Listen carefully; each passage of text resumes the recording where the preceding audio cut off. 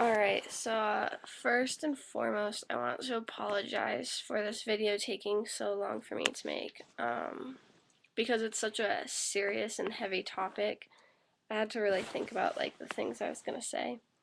Um, I also apologize because I just woke up.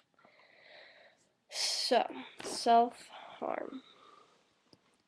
I think the first thing you should do before you watch this video actually is watch Katie and Toby's videos because I honestly think that they said it the most eloquently.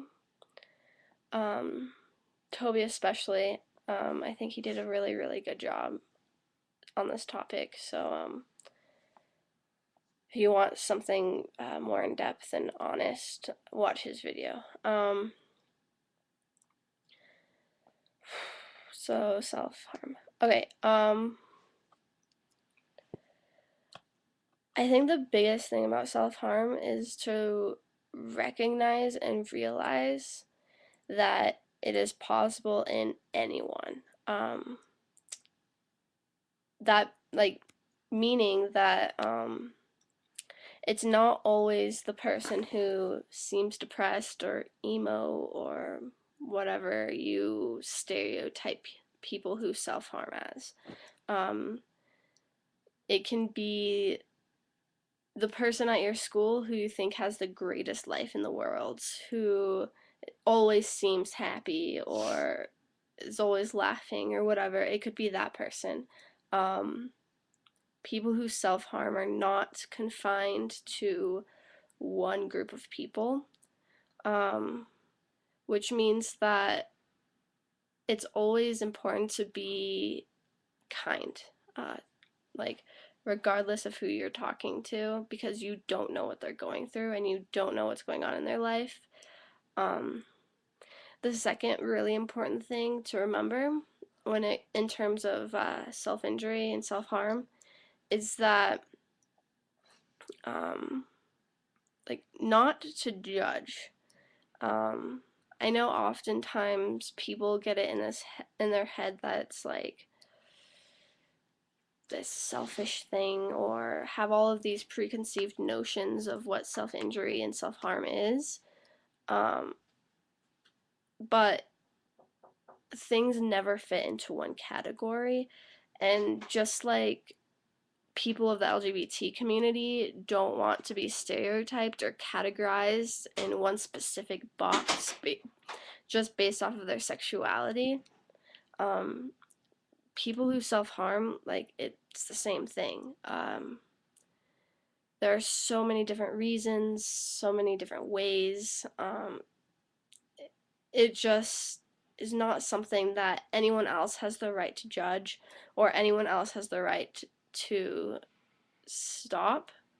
Um, like Toby said, self harm is something that you have to stop individually.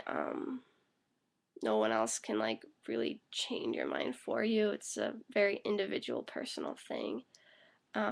Also, self harm does not mean you're suicidal. Um, if you cut or scratch or burn or whatever it is, um, that is not indicative of being suicidal. There's a lot of other things that go into it. However, if you are feeling suicidal, it is very important to get help. The Trevor Helpline is one good resource. If you go to Katie's video, she linked a lot of great resources for anyone who needs them. Uh, I don't know.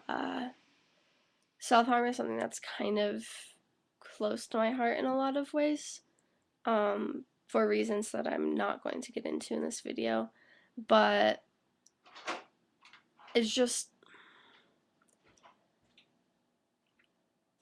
if you do self harm and you do feel like that you need help, please contact the appropriate places, talk to someone you trust. There are ways of getting help for it. Um, and if you don't self harm, just keep in mind that they're everywhere. Um, and they're not always the people you would expect. So just be cognizant of that. Yeah, I don't really know what else to say about this video. It's a very heavy topic, um, and one that I might not be qualified enough to speak about. Um, if you have more questions, please feel free to ask them, and we'll answer them the best way we know how. Check out the other people's videos. Toby and Katie and Evan did especially great jobs. They could probably answer a lot of your questions. Katie has a lot of good links for people attached to her video if you need them. And if anybody needs to talk to somebody or get things off their chest or just vent, just have someone to listen, please drop us an email in our YouTube account. We are always more than happy to listen to whatever you guys need to talk about. So just keep that in mind.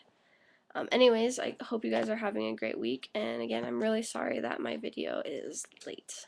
I will see you guys next week.